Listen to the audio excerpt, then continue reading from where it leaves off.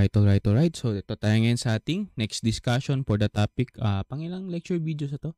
Pang fourth lecture video for the subject BAPE 2, Auditing and Assurance Principles, Problem Solving, application of principles ba yun? Nakalimutan ko yung title ng subject natin. Basta BAPE 2, Aud Probs Part 1 basically. So, natapos tayo sa long quiz number 1 natin, kung saan yung topic is audit of cash and audit of receivables. Ngayon, itong topic na to, audit of investments, will be the second topic para sa ating second long quiz. Kasi nga, di ba, tatlong topics yung second long quiz natin. Audit of, audit of inventories. Ito, audit of investment. And the last one would be audit of PPE para sa second long quiz natin. Now, let's proceed with this discussion sa ating pang-apat na lecture video. Let's go!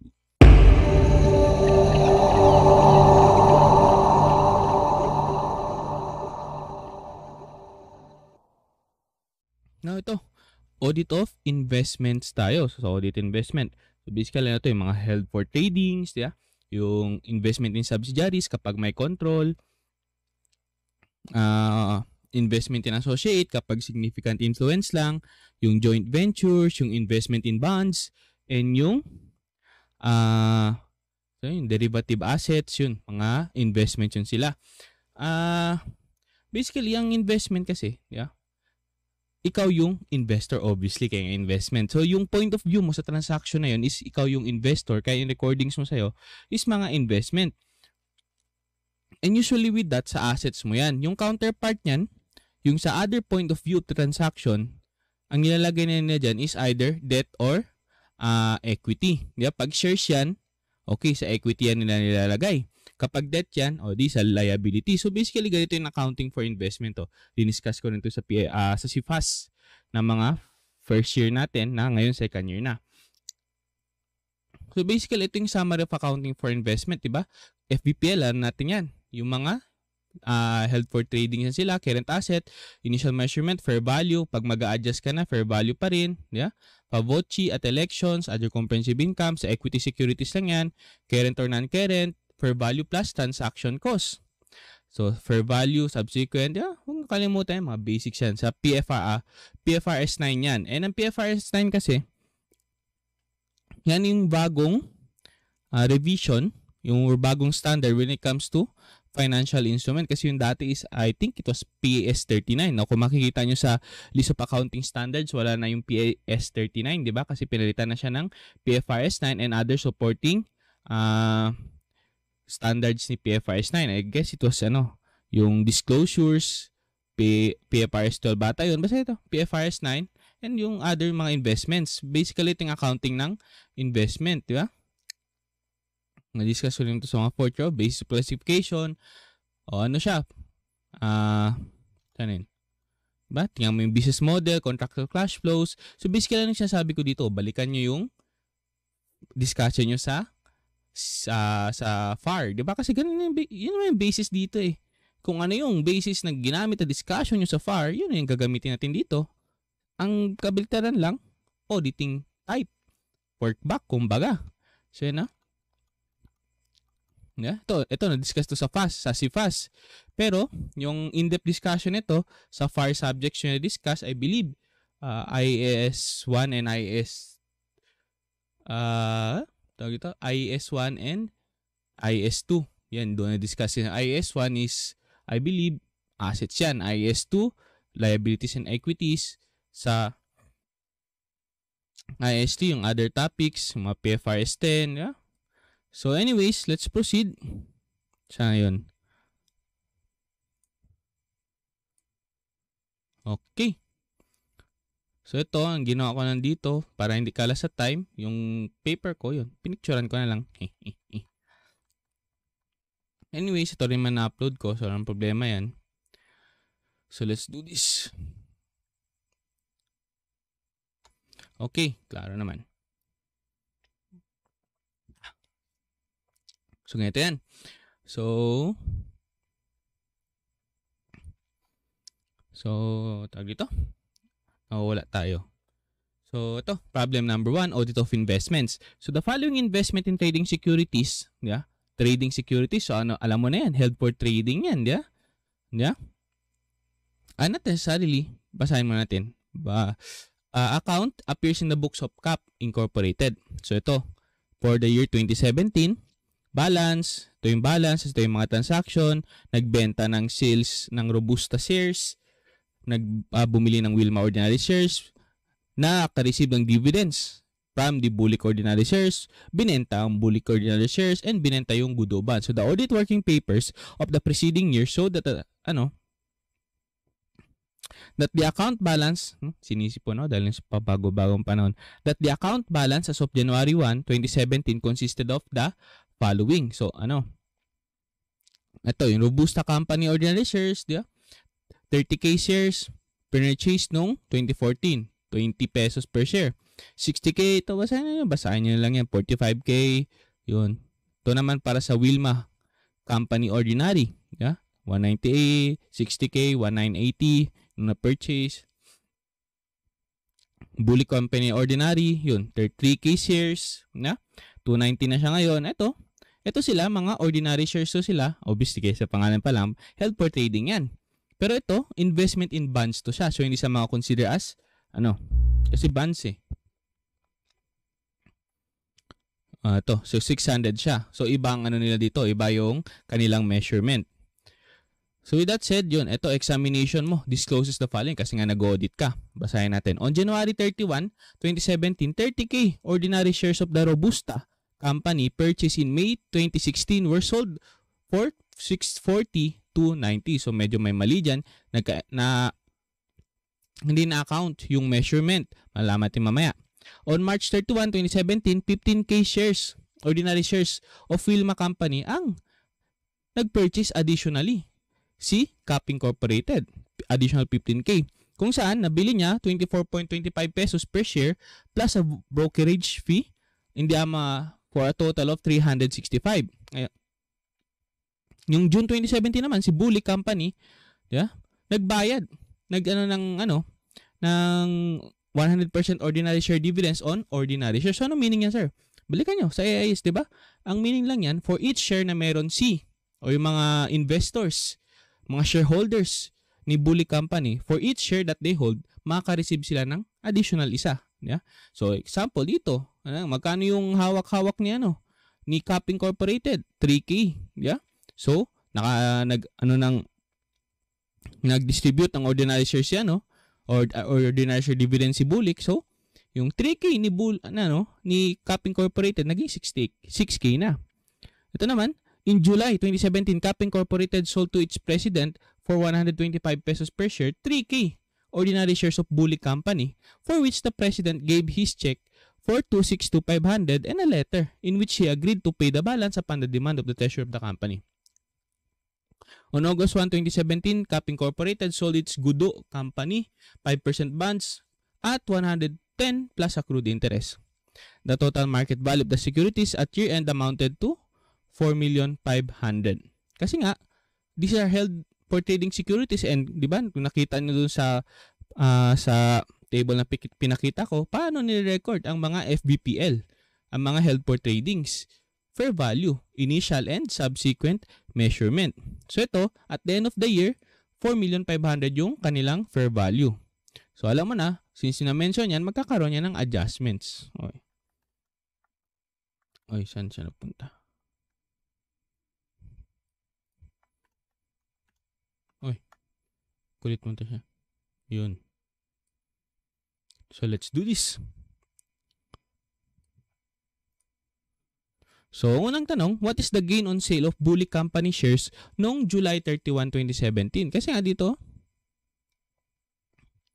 July 31, 2017, nagbenta Bulik Ordinary Shares, 262,500. 262,500. Yun yung pagbenta sa presidente. Yeah? Yung pagbenta sa presidente ng company, siguro dahil na good performance, so binenta. Kasi nga, naka-receive na sila ng additional 3K from the ordinary share dividends na ginawa ni Bulik. So, 6K na yung kanilang 6K na yung kanilang shares, binigay yung kalahati sa president. So, ang tanong, what is the gain on sale of Bulik shares, company shares on July 31, 2017? So, simple lang. Divide nyo. Multiply nyo. Magkano yung bentahan? Magkano yung sales proceed? 125 per share for 3,000 shares, di ba? So, 125 times 3, 375 yan. Di ba? 375. 375 yan. Ito. Mataba. 375 yan. So, ngayon, ano yung carrying value ng 3K shares na yan nung nabenta? Para malaman mo kung magkano yung gain. Now, here's the thing. Yung value niyan is 219. Ngayon, nung nag-distribute ng ordinary 100% ng 100% ordinary share dividends, si Bully Company, naging 6K na yung value na o yung amount ng shares na hinahawakan ni Cap. So, nandito yan, 6K. Ngayon, nabenta lang dyan is 3K. So, nandito yan si 3K. Ngayon, 3/6 yung fraction na yan, i-divide nyo yan sa value ng shares of 219. Kasi nga, nanggaling lang naman yan, yung share dividends na yan, from this. Di ba? From these shares. So, kaya maghahatian sila ng valuation. 219K, ito, times 3 divided by 6. So, yun. With that said, yan na. 109,500. So, 375 minus 109,500. Gain on sales. 265,500, letter D. Di ba? Kung kalimutan, kasi nga, yung additional shares na na-receive from that share dividend, nanggaling lang naman sa 219 and fair value yung pinag-usapan natin dito, di ba? Yan, 219. So, yun. Next, number 2, what is the gain on sale of Gudo Company bonds? So, ito ang Gudo Company bonds. 600 bonds, 1,000 pesos each, purchase July 2016. Ito, 600 siya. So, nabenta daw siya sa Nasik Gudo. At 110 plus accrued interest. So, yun, 600K times 110 or 110% or 1.10. Alam niyo na yung logic niyan kasi napag-usapan na yun sa IS1. So, yun, di ba? 660. Ngayon, yung carrying value niya is 600 pa rin because that is a bond, di ba? That is a bond. Napindot yung post. So, yun, 600. So, yun, dito lang, basic, 660 times 600 o gain on sale, minus the carrying value of 600. So, ang gain on sale mo is 60, yeah? 60K, letter C. Ngayon, let's go to number 3. Ito naman sa number 3.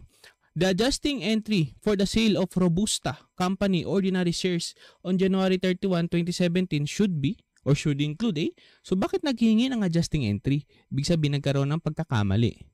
Anong pagkakamali yun? Minahal mo siya. Yun. So, on January 1, ito yung pagbenta ng Robusta Company shares, di ba?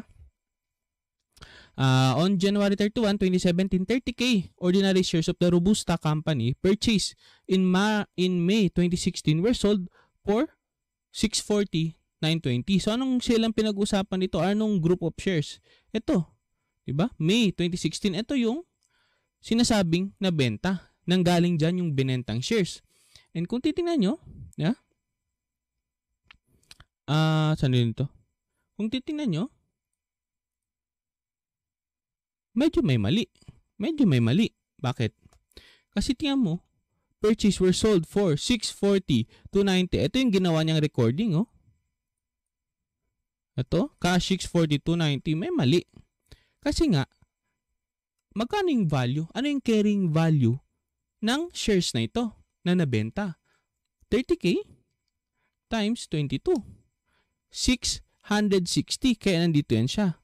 Hindi 640,920. Dapat ang value dyan is 660K.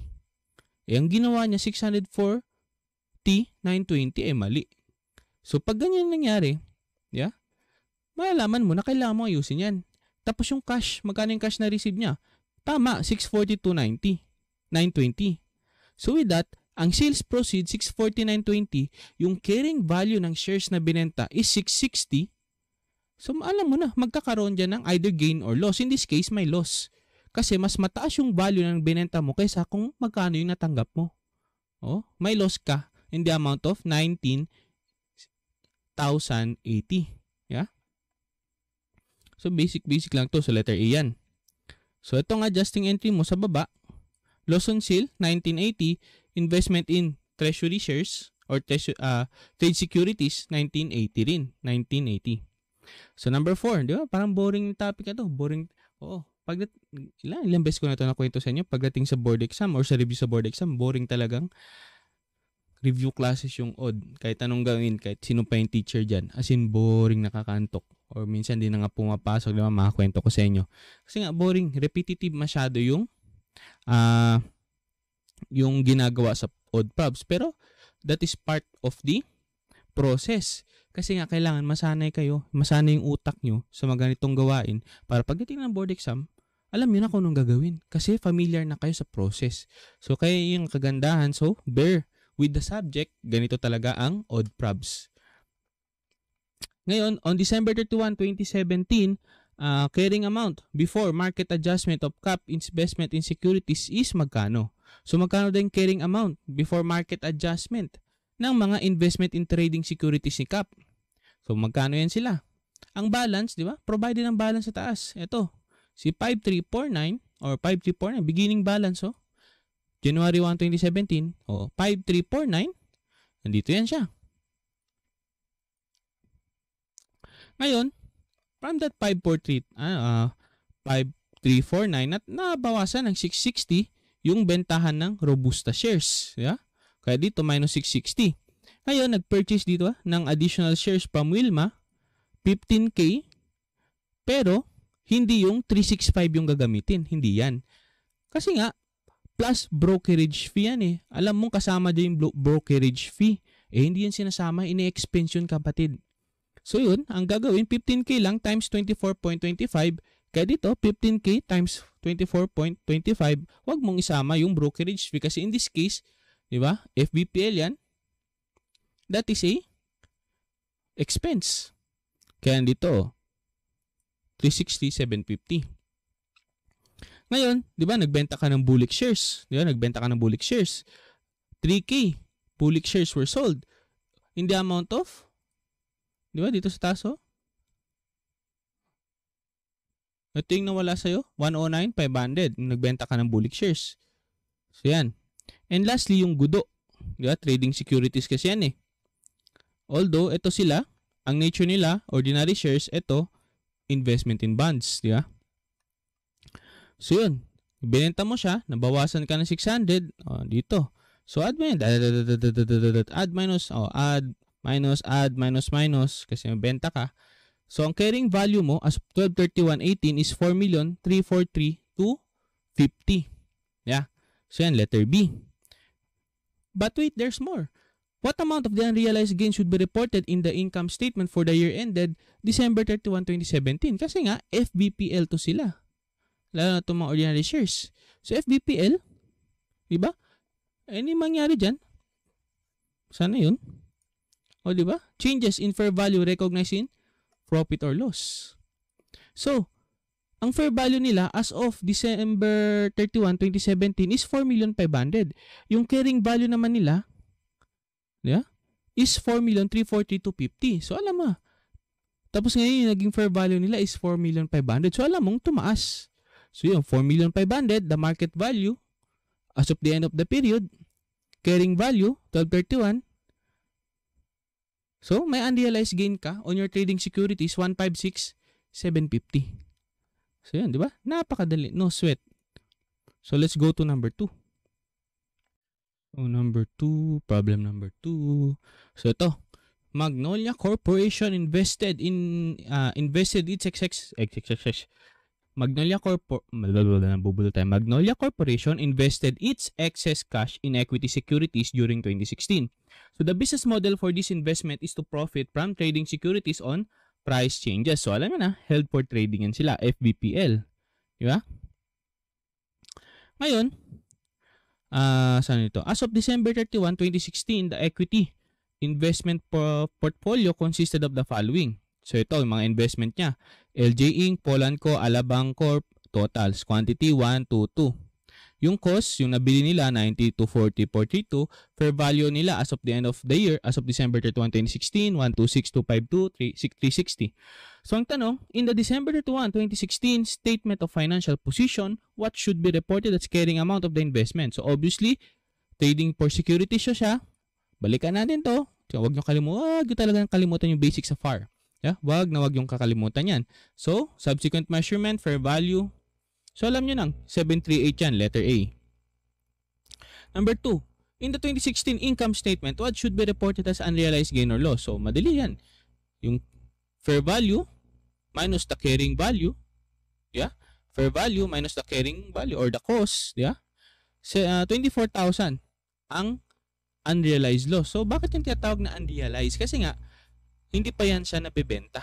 Marirealize mo lang yan kapag nabenta mo na. Diba?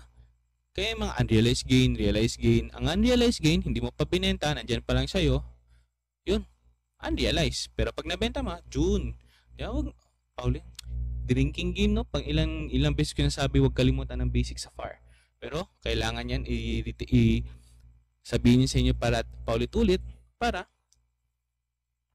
hindi mawala sa isip nyo na tinitira kayo sa basics pagdating sa board exam. So ito, punta tayo sa letter B. During the year 2017, so next year na, Magnolia Corp sold 2,000 shares of its Polanco for only 229,200. Yun. So 2,000 daw yung binenta sa Polanco. So ibig sabihin lahat ng Polanco shares niya binenta niya na. Yeah? And nag-purchase siya ng additional 2,000 more shares from LJ Incorporated. Yeah? And 1,000 shares naman of Dwarfy Company. So yun, nagbenta siya ng ng 2,000. Si Magnolia, binenta niya yung 2,000 shares niya kay Poland, nag-purchase siya ng additional 2,000 para galing kay LJ and 1,000 galing kay Dwarfy. So with that said, on the end of the period, December 31, 2017, Magnolia's equity securities portfolio consisted of the following. So ito yung mga investment niya. So hinati si LJ. Yung isa, yung 1,000 na binili niya beforehand at 90, 120 fair value. Ito naman, yung bago niyang kakabili at as of 2017, yung 2K, 198 niya nabili, 240 ng fair value. So mapansin niyo, di ba? Pag fair value, 1,000 at 120, yung naging 2,000 at 240, kasi nga fair value yung pinag-usapan yan. Sa Dwarfy Company, 1K, 96 na nabili, fair value, 72. Alabang Core, Alabang 2K shares, 432 niya nabili, 132 yung fair value. So with that said, let's go to the questions. What is the gain or loss on the sale of Polanco investment? Polanco investment. Now here's the thing, di ba? Paano natin minimeasure ang FVPL? Ilang beses natin ito sinabi, held for trading yan sila. Fair value, initial and subsequent measurement. So as of the end of 2016 and at the beginning of 2017, the value of Polanco 252 kasi ngayon yung fair value niya. So with that said, nabenta niya yan yung Polanco shares for only 229,200. So yun kaya nakita niyo dito, sales proceed, diba? Sales proceed 229,200 minus the carrying value of that Polanco shares kasi nga fair value, initial and subsequent measurement 252 yan nandito. Diba? Yan na yung bagong value niya So with that, yung loss on sale mo, Poland, 22,800. Letter D. So let's go to number 4. What is the carrying amount of the investment as of December 31, 2017? Gaya na ulitin natin, paulit-ulit talaga ito. Basic talaga yung FVPL. Fair value. Yeah? Subsequent measurement. 564. Letter C. Let's go to number 5. Diba? Mga notes namin to galing pang review. Hala, ginagamit ni sir mga notes sa review. Obviously. Yeah? Para mas madali ang buhay. Ay, mas madali. Para proper uniform yung lessons. So number 5, what amount of unrealized gain or loss should be reported in the income statement for the year ended December 31, 2017? Now here's the thing. Tama to, fair value. 564. Kasi ngayon yan yung magiging value nila as of the end of the year. Kasi nga, subsequent measurement, fair value. Ngayon, i-compare mo siya sa carrying value nila. Diba? Now, however, may problema dyan. Ano yung problema? Ano siya yung problema? Kasi dito, masabi mo, kasi ang ginawa natin dito, diba? Inano lang natin dito, kinumpare lang. That is proper kasi ito yung starting pa lang nila. Yeah? However, pagka-end ng 2016, diba? Pagka-end ng 2016, hindi na ito yung value nila ng iba sa kanila. Diba? Kasi itong LJ, 1K shares, hindi yan 90 ang ilalagay mo dyan. Kasi from being 90 last time, 126 na yung bagong fair value niya beforehand. Yeah? So 126 ang ilalagay mo dito. Hindi 90. Yeah? Gets nyo? Ngayon yung next, yung ito, proper to. Kasi ito kakabili lang for the present year. So 198 na bili, fair value niya as of the end, tama sila. Ngayon ito naman si Dwarfy Company, kakabili rin for the current period, so proper din na 96 and 72. Ngayon, itong si Alabang Corp, last time pa to siya. So, hindi 432 ang gagamitin nyo, but rather yung kanyang previously, di ba? Subsequent measurement, yung 360, and yung kanyang current fair value of 132. O, di ba? So, huwag niyong tatandaan. Huwag niyong kakalimutan. So, with that, okay, add nyo na lang 564, 7, yung kanyang fair values at the end of the year, yung carrying value, 780. So, may unrealized loss of 216. And lastly, let's go to letter C. So, during the year 2018, Magnolia sold 3,000 shares of LJ. So, 3,000 shares. So, ibig sabihin, binenta niya na lahat ng shares niya kay LJ. And, binenta niya ito for 239,400. So, yun. On the other hand naman, 500 shares ni Dwarfy Company, binenta niya rin. Kung saan nagkaroon siya ng loss of 16,200. Ayun na. Karoon ng benta ulit. So, on December 31, 2018, Magnolia's equity investment portfolio consisted of the following. Ito yung investment niya. Si Dwarfy Company, since 1,000 yan dati, binenta niya ng kalahati. 500. 500 na lang. So, yun. Kalahati na rin. Alabang Corp, pinanindigan niya. Kahit na malaki yung naging loss niya, pinanindigan niya. Kasi tumaas yung fair value, naging 492 na. So yun. With that said, what should be the reported loss on the sale of trading securities for in 2018? So magkano? Kasi dalawa ang bentahan yung kay LJ and yung kay Dwarfy. Yung kay LJ ganito. 239,400, di ba? So dito yan. Yan yung sales proceed. Ngayon, yung fair value o yung carrying value ni AJ, di ba? Naging ni LJ, ito na, si 120 plus 240 kasi yan yung subsequent measurement from the previous period which became the beginning measurement or the beginning balance for the current period. So yan, yung 120 plus 240 kasi nga, tandaan nyo ulit, fair value tayo dito. Fair value. So yun, kaya naging 360 dito. So yung loss on sale for the LJ shares, 120,600. And di natin kailangan i-measure pa kay Dwarfy kasi given na 16,200 lagay mo lang dito. So yung total loss on sale mo, 136,800. Letter D. And what amount of unrealized gain or loss should be reported in the income statement for the year ended December 31, 2018? So with that said, si si Dwarfy Company, tandaan nyo, hindi yan ang 48 ang gagamitin natin. Itong 72 times divided by 2 mo yan kasi yung kalahati, di ba? 500 out of the 1,000 shares na benta. So yung 72 divided by 2, dito yan, 36,000. And yung kanyang fair value, 36,000 din. So walang changes. So nag-maintain lang. Si Alabang ko naman, di ba? From being 432, naging 132 na lang siya. And ngayon, from being 132, naging 492 na siya. So, dito yan. So, yun.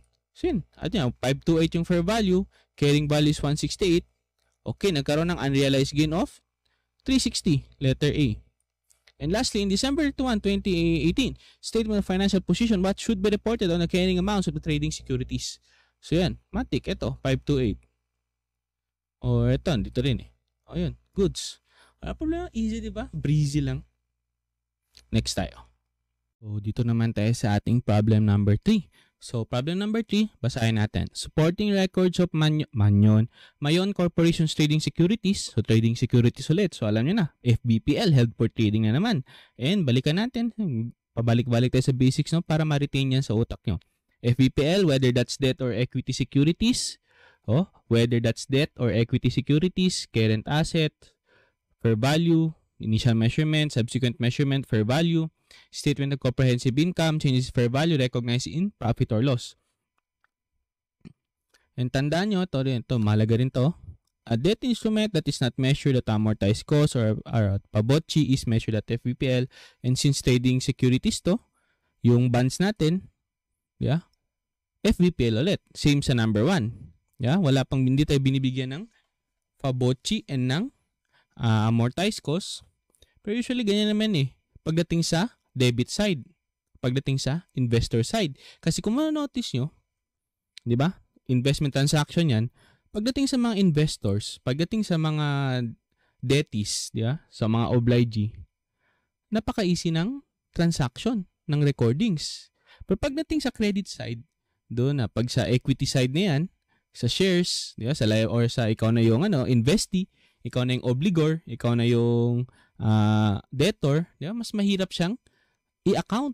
Mas mahirap yung accounting pagdating yan. Kaya na-notice nyo dito, madali lang. Or not necessarily, relatively, comparatively, mas madali yung ginagawa dito sa investor side. So anyways, so ating patagalin pa para matapos tayo agad. So in this case, same sa number 1, yung bonds natin, FVPL pa rin, fair value, initial and subsequent measurement. So yun, ito yung mga securities niya as of the starting ng period. 400 ordinary shares, Concave Co, cost, fair value, 800,000 naman, Tipo Co bonds, 7%, cost, fair value niya, 1.2 million, Turkey Co, 7.5% bonds, 1.2 ang cost, 1.218,900 ang fair value, so ito yung cost fair value. So interest dates on bonds are January 1 and July 1. Mayon Corp uses the income approach to record the purchase bonds with accrued interest. During 2017 and 2018, Mayon completed the following transactions related to trading securities. So ito yung sa 2017 at ito yung sa 2018. So 2017, received semi-annual interest sa bonds. Assume that the appropriate adjusting entry was made on December 1, 2016. Okay, so goods lang, walang problema. Kasi nagawa na yung appropriate adjusting entries beforehand pa lang. So April 1, binenta niya 600,000 or basically kalahati ng kanyang Turkey bonds at 102 plus accrued interest. Nung May 21, naka-receive siya ng dividends, 1.25 pesos per share on the Concave ordinary share. So 400 yan. The dividend had not been recorded on the declaration date. So gagare-record ka dyan. July 1, receive semi-annual interest on the bonds and then sold that 7% Tipo bonds at 97.5. So binenta niya lahat ng 800,000 at Tipo bonds. August 15, purchased 200 shares of Newman Incorporated, ordinary share capital at 580 per share plus brokerage fees of 500. So alam niyo dito, FVPL, ang mga expenses, yung mga fees na yan, expense yan agad. Kasi nga, tingnan mo dito. Yeah? Saan yun? Saan yung box? Diba? Fair value, diretso. Kasi nagano ka lang man ng transaction cost dito. Kay PABOCI, and kay amortize. So yan. Saan tayo dito? November 1 Purchase 500,000 of 8% Tolco bonds. So bumili siya ng bagong bonds. At 101 plus accrued interest, brokerage fees were 1,250,000. Interest dates are January 1, July 21. So since this is trading securities, held for sale, held for trading, yeah. FVPL, so itong brokerage fee rate, ignore, expense yan. And as of December 31, 2017, end of the year, market prices of the securities are as follows. Yung kay Concave, yung natitirang Turkey bonds, yung Toll bonds na kakabili lang, and yung kakabili rin na Newman shares. Ito yung mga fair values nila or market prices.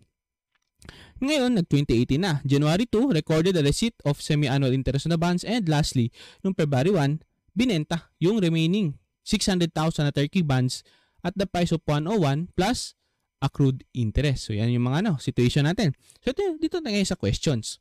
Yung unang tanong daw is what is the total interest and dividend income for the year 2017? Interest and dividend income. So, punta tayo sa mga bonds natin. So, here's the thing. Turkey ba? Saan ito yun? So, ito yung kay Turkey bond muna tayo. So, pansin nyo, kalahati ng Turkey bond, April 1, binenta. So, meaning itong 1.2, magka-count lang yan from January 1 to March 31. So, that is 3 months. So, kung makita nyo dito, use na natin to. Kung makita niyo dito, ito na yun, si Turkey Bond. Yeah? Yan si Turkey Bond. And sabi natin, yung 1.2 million na carrying amount, magka-count lang yan from January 1 to March 31. Hence, 1.2 million times 7.5%, kasi yan yung percentage niya. Yeah? And yung 3 months, so that is 22,500. Ngayon, yung remaining 600, yun na yung mag-ano for the remaining months of the year. So, from April, saan ito? From April 1 to December 31, so ilang months yan? 9 months, di ba?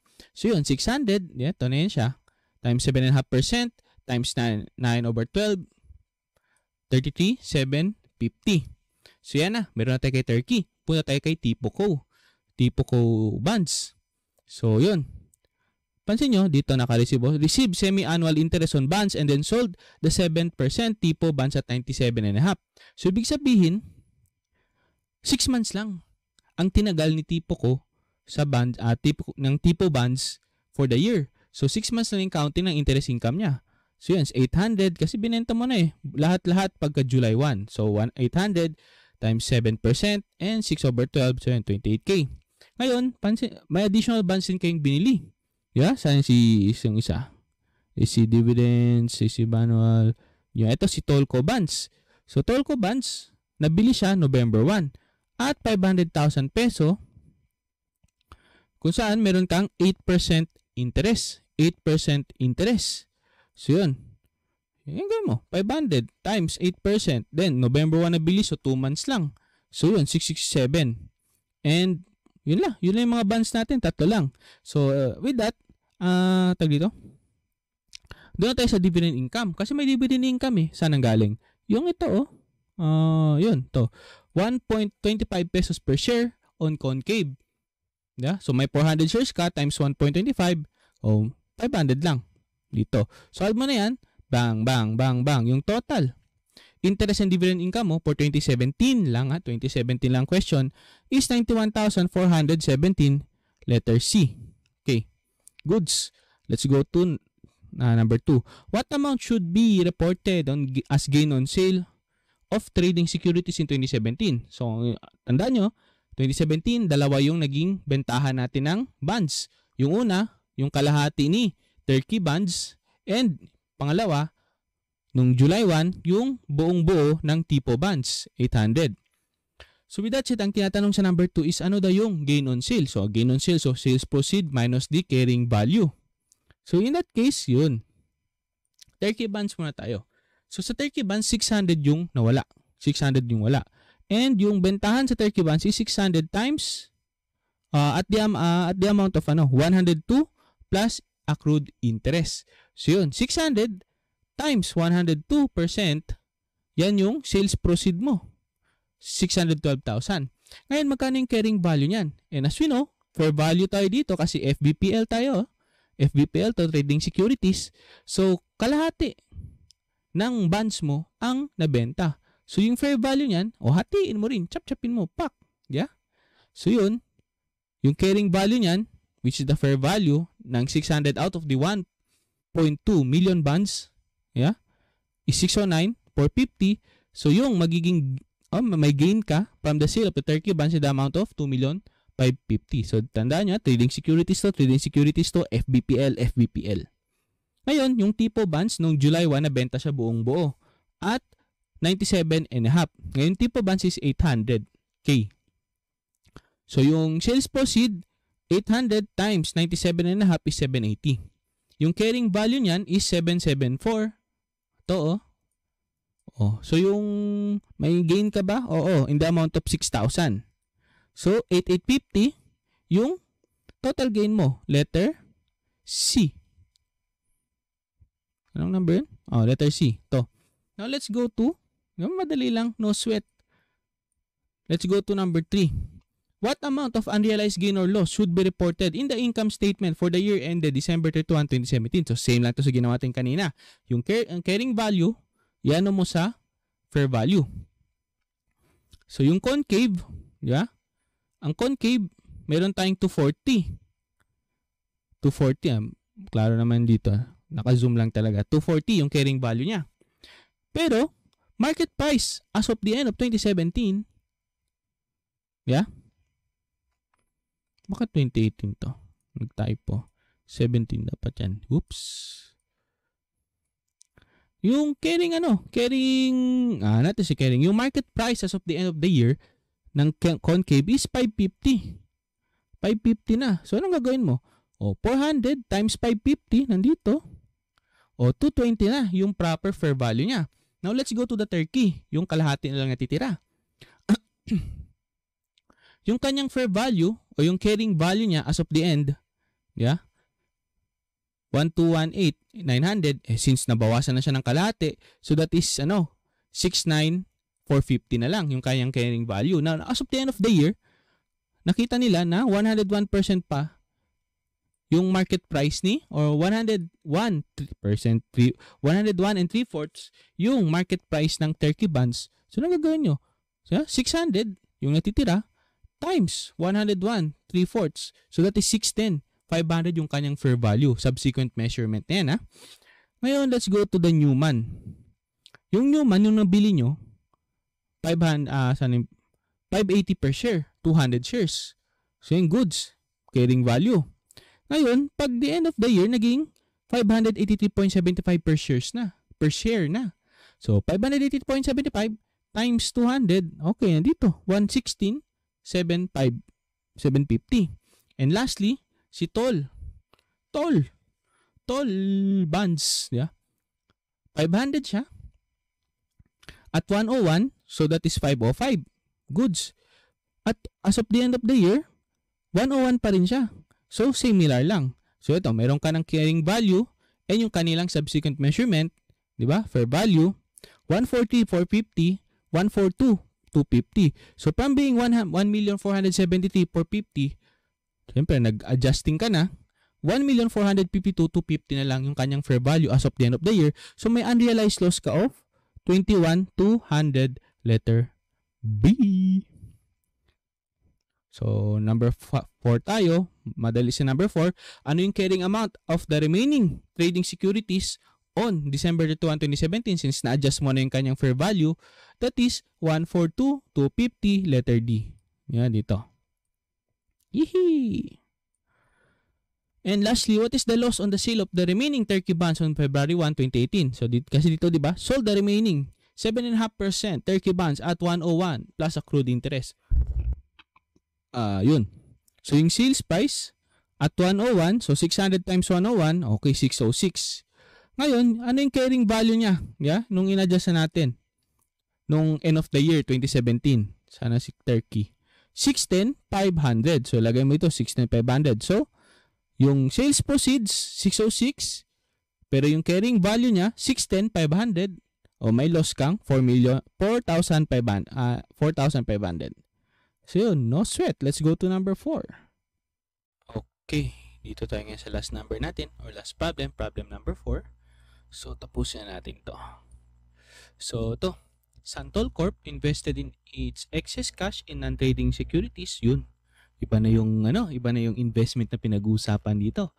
Santol Corp invested its excess cash in non-trading securities during 2018. On initial recognition, the entity made an irrevocable election to present its securities at fair value through other comprehensive income. Nagpabotchi siya. So, ganito yan. Itong pinili niya. Tandaan nyo, ang FBPL, pwede siya sa debt and equity securities gaya na ginawa natin sa first 3 problems, di ba? Mga bonds yun and ordinary shares. Ito namang Fabocchi election, di ba? Irrevocable election, sa equity securities lang siya applicable. State financial position, current or non-current asset, initial measurement, fair value plus transaction cost, and subsequent fair value. Itong tingnan nyo, statement of other comprehensive income. Statement of comprehensive income, nilalagay siya sa OCI. Diba sa FBPL, nilalagay sa profit or loss portion ng statement of comprehensive income. Pagdating sa Fabocchi, yung changes in fair value niya, recognize lang siya sa other comprehensive income portion ng statement of comprehensive income. So, ano yung without recycling? Tandaan nyo, balikan nyo yung lesson nyo sa FAR. Ang meaning ng without recycling is that pag ganito yung nangyari, kapag itong Fabocchi elected equity security was sold or na-impair, yung nirecognize mo sa OCI, hindi siya matatransfer sa P&L. Hindi siya matatransfer sa profit or loss. Okay? Kaya yan without recycling. It will stay in the OCI. Kasi kung makikita mo dito sa Favocci mandatory kung saan sa debt securities lang siya na-apply, mga bonds yan. Ito mga shares to. Sa debt securities lang siya na-apply. Ito yung changes in fair value recognize sa OCI rin. However, with recycling. Anong meaning with recycling? Recap sa lesson sa FAR, sa intermediate accounting. Kapag with recycling yan, meaning yan, kapag yung debt security na yan na Favocci mandatory, binenta or na-impair, ibabalik mo yan.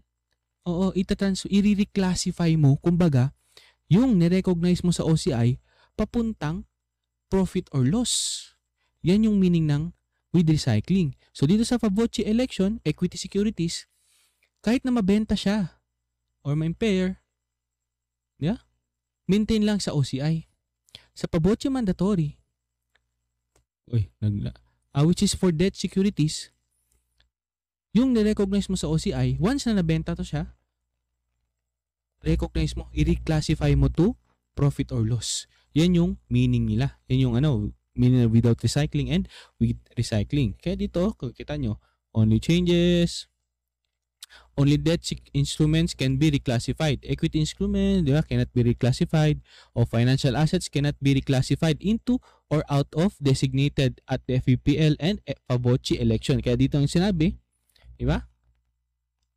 fair value through other comprehensive income, irrevocable election. Same dito sa designated FVPL. Ang meaning designated FVPL, balikan natin yung isang dito a debt instrument that is measured at amortized cost or at Favocci is to be designated as an FVPL. So yan, balikan nyo talaga lesson nyo sa sa financial accounting, intermediate accounting, yan. So anyways, let's go. Dito na, without recycling tayo, Favocci election, equity security rin yun, shares yun ito, fair value, initial measurement, plus transaction cost, subsequent, fair value rin. So balikan natin. Tulad ng X mo, hindi ka na binilikan. So yun, dito tayo. Yun klaro na yan As of December 31, 2018, the company securities portfolio consisted of the following. So ito, investee company. Ito yung mga ininvest ni Santol, si Kelly, Eloy, and Yogi. Ito yung amount of shares na invest nila. Ito yung cost ng nabili nila yung shares. And ito yung current market value nila as of December 31, 2018. So alam nyo na, fair value. Alam nyo na. Yeah? During the year 2019, Santol sold 60,000 shares of Eloy Corp. Binenta niya lahat ng shares ni Eloy Corp during 2019. Kung saan ang sales proceed 1.7 million. And on the other hand, nag-purchase naman siya ng additional shares. Ayun, sound. And on the other hand, nag-purchase naman siya ng additional shares in the amount of tawag dito? 60,000 for Kelly and 30,000 naman bumili siya ng bago from Konga. So, yun yung nangyari sa 2019. Sa ending year, ending period ng 2019, December 31. Ito na yung itsura ng portfolio ni Santol, non-trading equity securities comprise the following. Ito yung invest niya. Yung kay Kelly, sineparate niya. Yung Kelly, 30,000 shares na dati pa, 450, di ba? Ito yun. Ngayon ang market value, 500 na. Yung bagong binili niyang shares ni Kelly, yung 60K, 1.3 dati, yung 1.3 niya nabili, ang market value niya 1.4 as of December 21. Sa Konga, yun. Yung bago niyang biling Konga, 30K, 520 niya nabili, market value 480. And Yogi, 60K shares, di ba? Same lang, 2060, pero ngayon 700 na yung market value, bumagsak. So ito na. Pumunta naman tayo sa year 2020. So 3 years to, covering 3 periods. During the year 2020, Santol sold all of the Kelly shares. So yung 90K shares ni Kelly, binenta niya for the amount of 2.3 million. And binenta niya rin yung kalahati, 15K ng 30K shares ni Konga at a loss of 90K. So nag-loss 90K. So on December 31, 2019, 2020 ata yun. Nag-typo ata. Wait lang check natin. Yun. On December 31, 2020, arrange lang yan sa final copy, 2020, Santol's portfolio of non-trade, 2020 to Santol's portfolio, kasi nga to 2018, 2019, alangan 2019, 2020 na to. Santol's portfolio of non-trading equity securities consisted of the following. So ito na natira kasi binenta niya na yung Kelly, tapos yung kalahati ng Konga, so ito na lang. Si Yogi, 60K to 160, cost 4.2 million market value. Konga company, 15K na lang natira, kalahati ng previously 30K. 260 yung cost kasi nga saan yung Yogi, ito yung cost niya dati, so kalahati na wala, 520, 260 na lang, and yung market value 180. So with that said, let's go to the questions. So yun, what total amount should be credited to retained earnings as a result of the sale of Eloy Corp? Eloy, sana si Eloy dito. So kay Eloy Corp, excuse me po, 60K, 1.5 yung cost, market value 1.610. Nabenta si Eloy in the amount of 1.7 noong 2019. So obviously, alam na natin, na itong 1.610 million will be the fair value or the current value or carrying value ni Eloy Corp noong 2019 kasi nga subsequent measurement, fair value. So yun. Pero ang tinatanong, ano yung i-amount na i-credit sa retained earnings? So dalawa yan. Yung unrealized gain from this change of, tong change ng value. 1.5 siya dati, naging 1.610 na. And yung gain on sale. So ito dito. Sales proceeds 1.7 million, Ito na yan. Then yung carrying value 1.610 kasi nga ulitin natin, huwag nyo kalimutan to. Initial measurement and yung subsequent measurement fair value.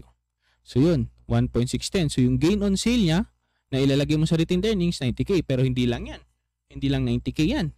Kasi may nangyaring gain unrealized gain. Yung from being 1.5 million naging 1.610 million yung value ng Eloy shares. So with that, okay, lalagay mo yan sa OCI. Sa OCI to siya. Kaya dito OCI. O yan, nag-increase From being 1.5, naging 1.610. Okay, nagkaroon ng increase of 110. Add mo si 90 and 110K. Retained earnings, credit. Nag-increase 200,000. Natatandaan nyo? Nag-maintain siya sa OCI. Walang reclassification to profit or loss na ginawa sa 110. Kasi nga, ulitin lang natin para ma-retain to sa utak nyo, without recycling yan. Ulitin natin, anong meaning without recycling?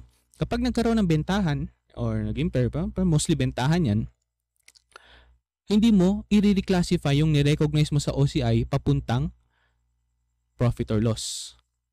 Kaya yan without recycling. On the other hand, kapag pa-voce mandatory and under debt securities, doon may recycling. So if ever, hypothetical lang, na ito is a Favoci mandatory debt securities transaction. So yung ni-recognize mo sa OCI, i-recycle mo, i-reclassify mo papuntang profit or loss. So yan, mga theories lang ang kalimutan, Mahalaga yan, basta sa board exam. So anyways, let's go to number 2. What unrealized loss on the remaining financial assets should be reported in the 2019 statements of comprehensive income as component of other comprehensive income? Klaro, di ba? Unrealized loss on the remaining financial assets should be reported in the 2019 statement of comprehensive income as component of the OCI. Statement comprehensive income as component of the OCI. So yun. Sana 2019, no? So ito yung mga market values nila, di ba? Si Kelly 450. Wait lang. Add mo natin do.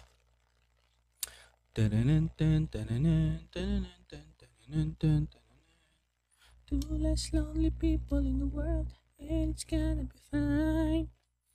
Saan na yun tayo? Okay, tama. So, to, ganito yan. Ang tinahanap, okay, OCI. yung unrealized loss. So same lang yung ginawa natin sa mga previous problems, 'di ba? Yung mga valuation nila, wag kakalimutan. Yung mga ending values nila, yung mga proper values nila, yung in-adjust sila.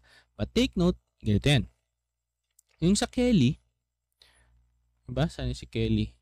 Tandaan nyo, kahit 450 yan siya yung cost niya, and kahit na 2019 ang hinahanap, carrying value muna yung titingnan natin bago yung ending market value niya for the year ended na 313. Kasi yan ang ilalagay mo total market value. So hanapin mo na yung carrying value. Ngayon, take note, yeah? Dati it is 425. Yeah? Hindi 450 yung cost kasi nga fair value subsequent measurement 425 na yung Kelly shares in the amount 30k shares, yeah? So kaya dito 425. Tama na. Ngayon, yung Kelly shares na 60k na binenta niya or nabili niya, take note, hindi yung 1,450 ang gagamitin. Bakit? Take note. Ulit, take note. Hindi 1,450 ang gagamitin but rather the 1.3. Bakit? Kasi nga, pinag-usapan natin dito for the year 2019. Itong Kelly shares na to, nabili on the year 2019 o during the year 2019. Kaya nga, maintain yan. Gets? Kasi may same year So, hindi mo to titingnan. Titingnan mo yung carrying value niya. Yeah? Next, yung Konga. So, Konga, same rin. Same year siya nabili, 2019. 2019 din nahanap mo. So, yung 520 ang gagamitin. Itong si Yogi, since last year pa yan siya, previous year pa yan siya, diba? Tapos na-adjust siya to 2.3. O, diba? Kaya 2.3 dito. Gets nyo? Diba? Si Kelly, diba? Dati 450 yan. Tapos naging 425. So, yun ang ginamit mo. Yogi, ganun din. 160 naging 2.3, carrying value niya, ganyan din. Ngayon, si Kelly, yung bago, yung 60k shares, since same year 2019 ang hinanap natin. So, 2019 na nilagay mo, 2019 sila nabili. So, 1.3 and 520. So, with that, add mo. Yeah? Carrying value nila is 4,545,000 as of December 31, 2019. And with that, may makakompare ka na sa total market value or sa fair value nila. Yeah?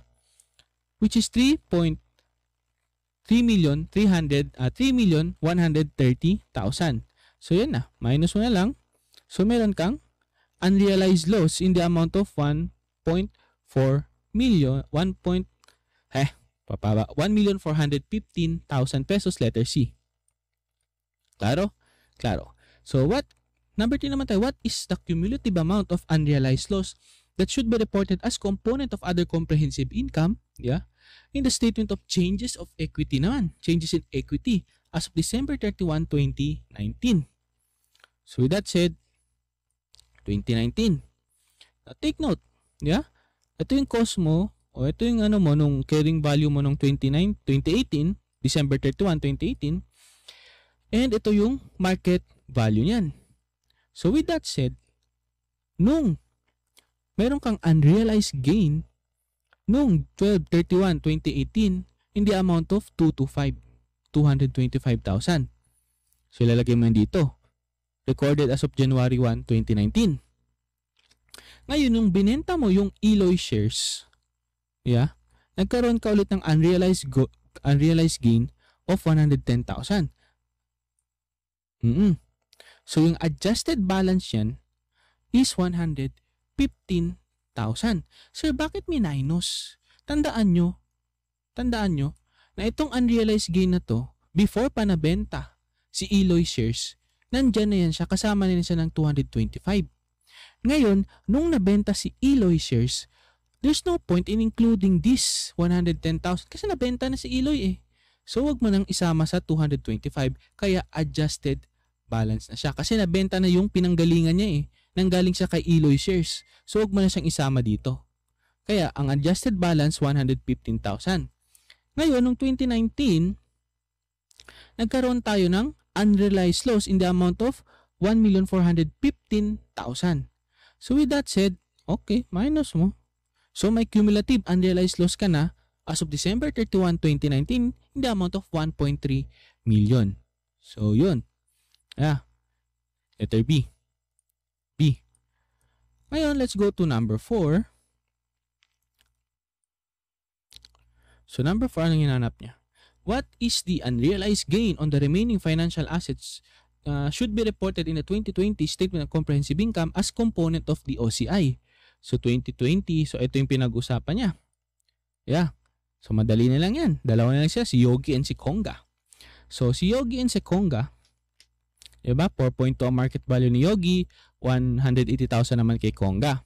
Yung carrying value nila, tandaan nyo, yung carrying value nila is yung kanilang adjusted value from the previous year. Kung saan yung naging beginning balance sila for the current year. Yeah? So, si Yogi, from the previous year, yeah, instead na ito, naging 700 na lang yung kanyang carrying value. So, yan. 700. Ito namang si Konga, dati, 480 siya. Pero since kalahati sa kanya, nabenta na, diba? 15K yung nabenta sa kanya. So, 480 divided by 2, 240K na lang yung kanyang carrying value. Kasi kalahati na benta na eh. Yeah? So yun, meron ka ng market value or the fair value basically 4,380,000 and yung carrying value mo 940,000. Kasi tiyan mo, nag-jump back yung value ni Yogi from being 700 nung December 31, 2019 naging 4.2 million na nung December 31, 2020 2020 ito 2020. So kaya, ang unrealized gain mo for the year 2020 is 3,440,000 letter C. Yeah? Napaka-basic. Kasi nga, ang mahirap na portion dito pagdating sa investments is not necessarily sa investment but on the other side of the equation. Nasa liabilities and shareholders equity yan. Pagdating natin doon na yung mas complicated, not necessarily complicated, pero mas complex na accounting pagdating sa mga investment yan. Kasi ito sa investor side to eh. Paano sa investee side? Yeah? Or sa debtor side on the other side of the equation. So let's go to number 5. What cumulative amount of unrealized gain should be reported as component of other comprehensive income in the statement of changes in equity? So same lang sa ginawa natin sa number 3. So sa number 3, yung naging ending natin is yung 1.3 million as of December 31, 2019. So yan yung magiging beginning. Yeah? Same dito, di ba? Kasi itong 225, yan yung ending nung 2018 which became the beginning of 2019. Ito, 1.3 million, the ending cumulative nung 2019. So yan yung magiging beginning ng 2020. O 1.3 million. So with that said, nagkaroon tayo ng mga shares na nabenta, si Kelly and si Konga. So dito makikita nyo, nilagay na agad 200,000 and 20,000. So saan sila nanggaling? Same sa ginawa natin kanina. Kung makikita nyo,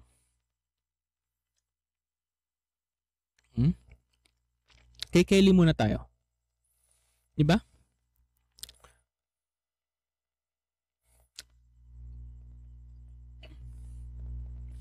Ang value ni Kelly, ang market value niya as of the end of 2019 is 500 and 1,450. So combine mo na yan, 1,950,000. Yan yung kanyang carrying value as of the end of December 31, 2019 nung na-adjust na siya to the fair value, to the ending Ngayon, yung cost niya is 450 plus 1.3 million. In the amount of 1,750. So yan, 1,950,000 minus 1,750,000, meron kang unrealized gain in the amount of 200,000. Unrealized gain. Kasi ito yung cost niya, then nung ito yung market value niya, nung nasold na siya, so yun, unrealized gain 200,000. Si Konga naman, ganun rin. 520, ito, minus 480. So, meron kang unrealized gain of 40, pero tandaan nyo, kalahati lang yung nabenta sa kanya.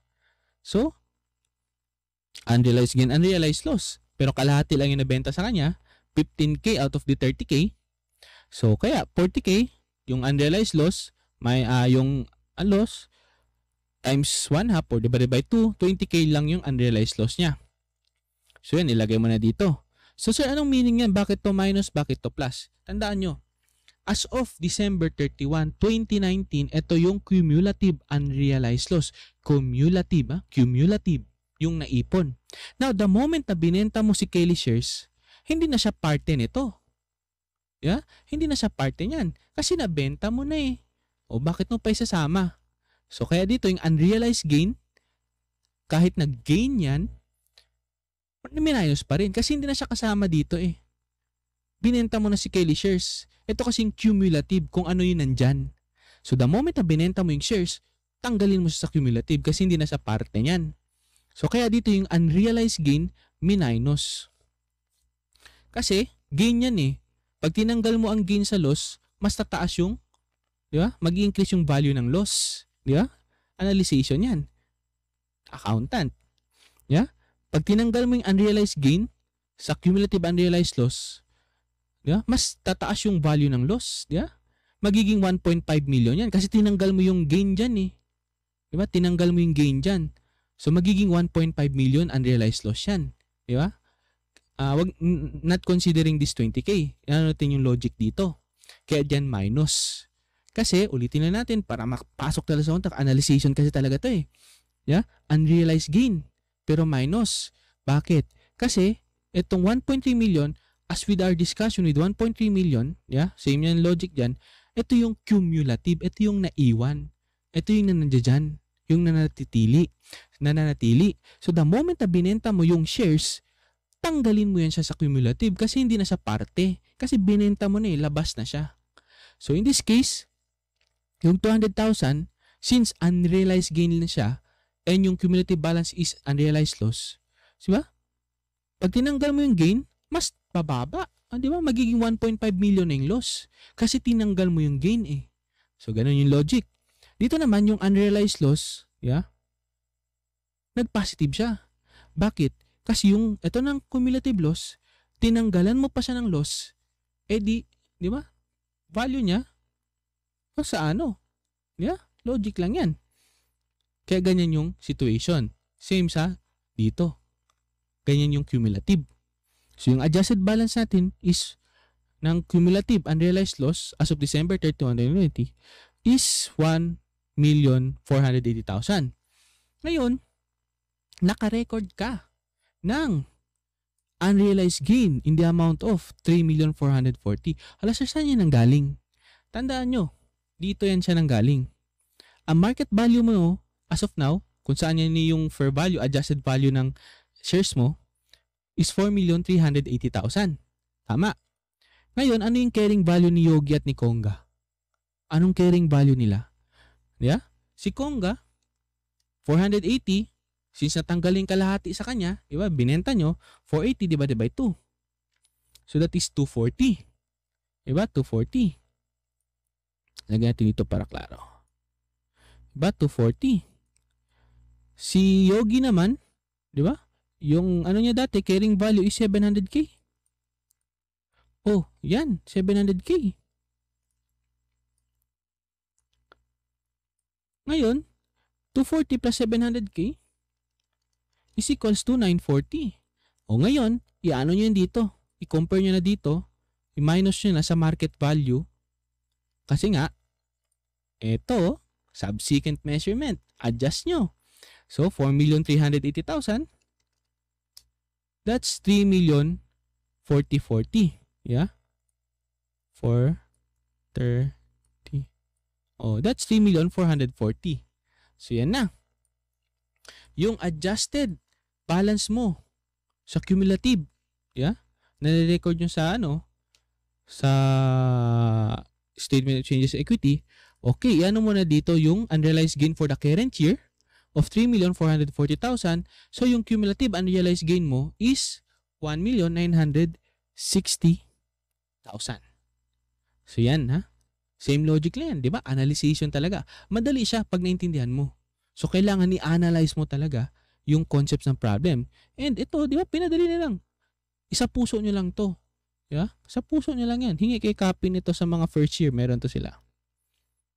Or second year na sila ngayon. Yeah? Ganyan lang. Basahin nyo lang to, intindihin. O, nag-get nyo na yung concept. Madali na lang gawin yung problems. So, with that said, good night. Bye-bye. Love you.